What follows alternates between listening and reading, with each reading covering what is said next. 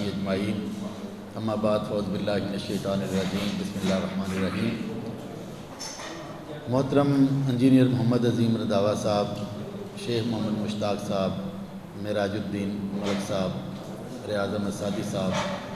اور انتہائی محترم دوستوں صحافی بھائیوں، السلام علیکم ورحمۃ اللہ وبرکاتہ۔ سب سے پہلے تو میں آپ کو یہاں خوش آمدید کہتا ہوں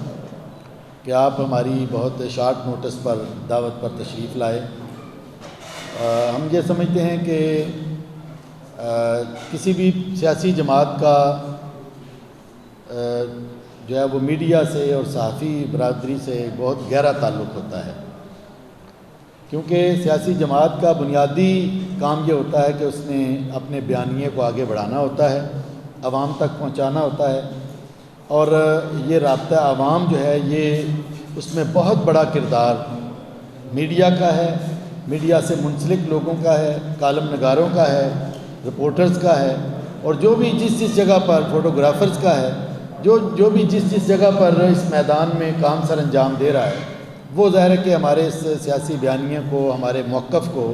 عوام تک پہنچانے کے لیے اور حکومت کے ایوانوں تک پہنچانے کے لیے ایک بنیادی کردار ادا کرتے ہیں۔ تو اس لحاظ سے اگر یہ کہا جائے کہ ہمارا آپ کا چولی دامن کا ساتھ ہے تو یہ بیجا نہیں ہوگا۔ آج ایک اہم موقع بھی ہے اس حوالے سے کہ ہم سمجھتے ہیں کہ جس طرح پاکستان کی سیاست کا جو غلاظت ہے اور گند ہے وہ آشکارا ہو رہا ہے، اور جس طرح پاکستان کی پوری قوم اس تماشے کو دیکھ رہی ہے۔ ایک طرف تو قوم ان مصیبتوں میں گھری ہوئی ہے، مسائل میں گھری ہوئی ہے، مہنگائی میں روز افزوں اضافہ ہو رہا ہے،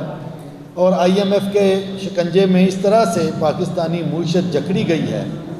کہ اس کی بنیاد پر ایک مہینے میں 3 بار جو ہے وہ تیل میں اضافہ ہوا ہے، پیٹرول مصنوعات میں 3 مرتبہ جو ہے وہ اضافہ ہوا ہے۔ گیس کے بارے میں ہم سب جانتے ہیں کہ گیس کا جو فارمولہ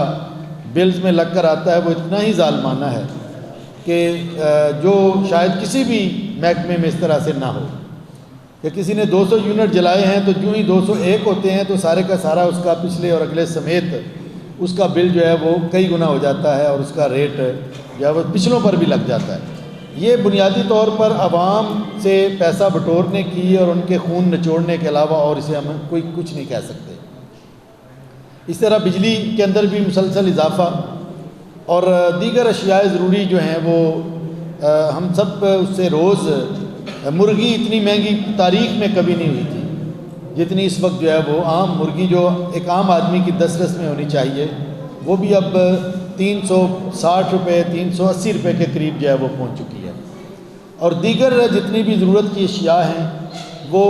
ان میں تقریباً 25% سے 50% اور بعض میں تو 100% تک بھی اضافہ ہو چکا ہے۔ اور دوسری طرف سرکاری ملازمین کی اور پرائیویٹ ملازمین کی بھی تنخواہوں کا اعلان اس مرتبہ کیا ہی نہیں گیا اضافے میں، اور عام آدمی جو ہے وہ بیچارہ پہلے سے بھی زیادہ بے روزگار ہوا ہے۔ روزگار کے لمبے چوڑے وعدے تھے وہ بھی جو ہے وہ وعدہ فردہ ثابت ہوئے، مکانوں کے وعدے تھے، رہائشوں کے وعدے تھے، وہ بھی آخر کار بتایا گیا کہ قبر میں ہی سکون مل سکتا ہے اور دنیا میں تو سکون ممکن نہیں ہے۔ اور اس طرح جو ہے وہ پوری قوم کا کسی بھی پہلو سے لے لیں، تاجر برادری کو لے لیں تو وہ بیچارے اس وقت سخت پریشان ہے اور مصیبت میں، اور بلکہ میں تو یہ کہوں گا کہ جتنا برا سلوک صحافیوں کے ساتھ موجودہ حکومت نے کیا ہے یہ بھی اپنی نوعیت کا یہ ایک منفرد ہے کہ اتنے بے روزگار ہوئے ہیں صحافی، اور ان کا یعنی گورنمنٹ جو ہے وہ ٹیکسٹائل کو پیکج دیتی ہے، گورنمنٹ مختلف انڈسٹری کو پیکج دیتی ہے، تو یہ بھی تو ایک انڈسٹری ہے، تو اس کے لیے پیکج دینے کی بجائے جو کچھ تھا وہ بھی اگر سمیٹ لیا گیا اور واپس کر لیا گیا تو اس کے نتیجے میں ہمارے جو ہے وہ صحافی بھائی کہ ایک بڑی کثرت کے ساتھ وہ بے روزگار ہوئے ہیں، اور وہ بیچارے ان کے گھر میں چولہا بھی ٹھنڈا ہو رہا ہے۔ تو میں سمجھتا ہوں کہ یہ اتنا بڑا پاکستان کے لیے ایک یہ مسائل کا انبار ہے کہ جو موجودہ حکومت نے جس میں بتدریج اضافہ کیا ہے، اور یہ نہیں ہے کہ پچھلی حکومتوں نے اضافہ نہیں کیا، پچھلی حکومتوں نے بھی ظاہر ہے کہ اس میں اضافہ کیا ہے، یعنی بیرونی قرضے جو ہیں وہ اتنے زیادہ بڑھ گئے ہیں کہ جب زرداری کی حکومت آئی تھی تو بیرونی قرضے غالباً 40-45 ارب ڈالر تھے، جب گئی تو 63 ارب ڈالر تھے۔ جب نواز شریف کی حکومت آئی تو 63 ارب ڈالر سے کہیں انہوں نے 98 ارب ڈالر جو ہے وہ لے گئے، اور اب جو ہے وہ 2.5 سالوں میں یہ 115 ارب ڈالر کو کراس کر چکے ہیں، یعنی 17-18 ارب ڈالر جو ہے وہ 2.5 سالوں میں ہی ہو گیا ہے۔ تو یہ میں سمجھتا ہوں کہ کوئی معیشت کی کوئی رخ نہیں ہے۔ وعدہ یہ کیا گیا تھا کہ ہم پٹواری کلچر کو درست کریں گے، ہم جو ہے وہ تھانہ کلچر کو درست کریں گے، اس میں ریفارم کریں گے، عدالتوں میں ریفارم کریں گے، لیکن ترقی معکوس کے علاوہ ہمیں کچھ نظر نہیں آتا۔ تو یہ وہ تمام مسائل ہیں کہ جن کو پیش نظر رکھتے ہوئے جماعت اسلامی نے فیصلہ کیا کہ ہم عوام کی آواز بن کر رابطہ عوام کی مہم چلائیں گے اور لوگوں کو موٹیویٹ کریں گے، لوگوں کو جو ہے وہ ان کے مسائل کو بتا کر ان کا حل بتائیں گے تاکہ پاکستان کو اس مسائل کی دلدل سے نکالا جا سکے۔ دوسری طرف جو ہے وہ جلوس پی ڈی ایم بھی نکال رہی ہے، لانگ مارچ بھی کر رہی ہے، لیکن سب جانتے ہیں کہ ان کا ایجنڈا جو ہے وہ یا تو حکومت کو گرانا ہے، محض گرانا ہے، یا پھر اپنے کچھ لوگوں کو رہا کروانا ہے، ان کے مقدمے ختم کروانا ہے۔ ان کا ایجنڈا نہ اس میں مہنگائی ہے، نہ عوام کے مسائل ہیں، اور نہ کوئی اور عوام کے دکھ درد کو وہ محسوس کر رہے ہیں۔ تو میں یہ سمجھتا ہوں کہ ایک طرف اپوزیشن ہے، دوسری طرف حکومتی پارٹیاں، اور دونوں اس وقت عوام سے ماورا ہو کر اس وقت جو ہے وہ اپنے اپنے دھندے میں لگی ہوئی ہیں۔ تو یہی وہ موقع تھا کہ جب جماعت اسلامی کے قائد جناب سراج الحق صاحب میدان میں آئے ہیں اور انہوں نے جو ہے وہ رابطہ عوام کے سلسلے میں اور عوام کو ان کے حقوق سے آشنا کرنے اور حکومت پر ایک پریشر ڈالنے کے لیے کہ مہنگائی کے اندر کمی کی جائے، مسائل میں کمی ہونی چاہیے، بے روزگاری میں کمی ہونی چاہیے، اس کے لیے انہوں نے جو ہے وہ ایک رابطہ عوام مہم کا آغاز کیا ہے، جس کے سلسلے میں پنجاب میں، گجرانوالہ میں، سرگودا میں، بہاولپور میں مختلف ریلیز اور جلوس، اور صوبہ کے پی میں بھی جو ہے وہ مختلف پروگرام ان کا انعقاد ہو چکا ہے، اور یہ سلسلہ الحمدللہ آگے بڑھتا جا رہا ہے۔ اور اس سلسلے میں 12 مارچ جمعے کے دن 3 بجے 12 مارچ کو جو ہے وہ اس جلسے کا جو فیصل آباد میں دھوبی گھاٹ میں سراج الحق صاحب جب آئے تھے تو انہوں نے پریس بریفنگ میں اس کا اعلان کیا تھا، تو انشاءاللہ تعالیٰ یہ پرسوں یہ پروگرام جو ہے وہ ہونے چلا ہے۔ اس میں امیر جماعت اسلامی پاکستان سراج الحق صاحب اپنا لاہ عمل بھی بیان کریں گے اور اپنی بات بھی رکھیں گے۔ اس کے ساتھ ساتھ جو ہے وہ اس میں محترم لیاقت بلوچ صاحب نائب امیر جماعت وہ بھی تشریف لائیں گے، ہمارے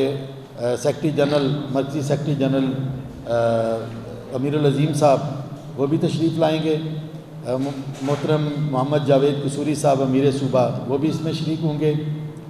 زبیر احمد گوندل صاحب جو ہمارے یوتھ کے صدر ہیں مرکزی وہ بھی اس میں شریک ہوں گے، گفتگو کریں گے، جبران بٹ صاحب جو ہمارے صوبائی یوتھ کے صدر ہیں، حافظ سلمان بٹ صاحب کے صاحبزادے بھی ہیں، تو وہ بھی اس میں جو ہے وہ خطاب فرمائیں گے، اور اس کے علاوہ جمعیت اسلامی جمعیت طلبہ کے ناظم اعلیٰ وہ بھی اس میں خطاب فرمائیں گے، حمزہ صدیقی۔ تو یہ اس کے علاوہ اس میں جو ہے وہ ہمارے مقامی قائدین کی بھی گفتگو ہوگی، محترم عظیم الدعوہ صاحب، میاں طاہر ایوب صاحب اور دیگر ہمارے جتنے بھی احباب ہیں وہ بھی اس میں جو ہے وہ شرکت کریں گے اور وہاں پر گفتگو کریں گے۔ تو یہ انشاءاللہ تعالیٰ 12 مارچ کو یہ پروگرام ہوگا، مغرب تک اس کا خاتمہ ہو جائے گا، اور دھوبی گھاٹ میں ہی یہ سارا پروگرام انشاءاللہ تعالیٰ انعقاد پذیر ہوگا۔ یہاں پر میں ایک اور بات بھی کہہ کے بات ختم کروں کہ ابھی پچھلے دنوں جو ہے وہ جو 8 تاریخ کو پرسوں عورت مارچ کے نام سے جو بے حیائی اور فحاشی کا بازار گرم کیا گیا ہے، اور جس طرح حکومت نے اسے بالکل کھلی آزادی دی ہے اور پروموٹ کیا ہے، اور اپوزیشن نے بھی اس پر کوئی جو ہے وہ کچھ نہیں کیا سوائے جماعت اسلامی اور اس کے حلقہ خواتین نے جگہ جگہ نکل کر اسلام کے حیا کے اور اسلام کے شرم و حیا کا جو ایک پورا نظام ہے اس کو اور خاندان کے استحکام کے حوالے سے جو ریلیاں نکالی ہیں، واک کی ہیں، میں سمجھتا ہوں کہ یہ ایک پاکستان کے لیے بڑا گڈ سائن ہے۔ اور یہ بھی میں اگر آپ اس سے آگاہ نہ ہوں تو یہ انتہائی پاکستان، اسلامی جمہوریہ پاکستان میں ایسا بینر اور ایسا پوسٹر یہ بننا یہ حقیقت یہ ہے کہ مجھے اس کا پتہ چلا ہے تو شرم سے آدمی ڈوب مرتا ہے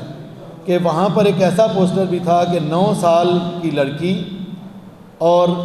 50 سال کا آدمی اور 9 سال کی عورت کی آواز گھونٹ دی گئی اور 50 سال کی آواز مسجدوں میں اب بھی جاری ہے۔ آپ اس سے اندازہ کر سکتے ہیں کہ یہ کیا کہا گیا حضرت عائشہ صدیقہ اور حضور صلی اللہ علیہ وسلم کے حوالے سے۔ یہ اس عورت مارچ میں یہ پوسٹر لوگوں نے دیکھا ہے۔ تو ایسے جو ہے وہ بدبختوں کو کل کو وہ کہیں گے ہم لباس اتار کر میدان میں آئیں گے تو انسانی آزادی کے حوالے سے اس کی اجازت دے دی جائے گی، اور یہ جو ہے وہ ہم جنس پرستی کا کھلے عام جو ہے وہ وہاں پر اعلان کرتے ہیں اور اس کے نعرے درج ہوتے ہیں، اور اسلامی جمہوریہ پاکستان